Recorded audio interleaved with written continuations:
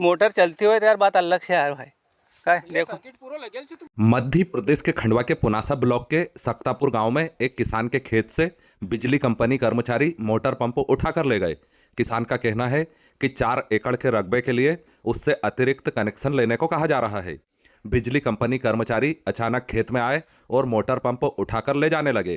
किसान ने अपनी बात भी कही, लेकिन उन्होंने एक ना सुनी, सीधे मोटर पंप उठाकर चलते बने। खेत में खड़ी फसल को लेकर किसान चिंतित है। किसान ने अपनी पीड़ा सोशल मीडिया पर शेयर करते हुए वीडियो जारी किया है। आइए आपको किसान की बात भी सुनवाते हैं। भाई हम सक्तापुर से बोल रहे हो, खंडवा जिला के सक्तापुर गांव से, पुनासा तहसील का। हमारा 2 कनेक्शन स्टेज है, 4 एकड़ ज़मीन है हमारा अपन। लाइनमैन आया था एक दिन, हमारी मोटर उठे लेगा, मतलब कह रहा था कि आवेज चली रही, मैंने चेक करना के लिए सिर्फ वहाँ धरी थी, हमारा कनेक्शन पर चेक करी थी नीचे कुआ पर, तो उठे लेगा मैं मोटर नहीं मगर दे रहा। 4 एकड़ में हम कहीं 5-5, 6 कनेक्शन ले मैं कही कि तू कनेक्शन कटाड़ो को भी।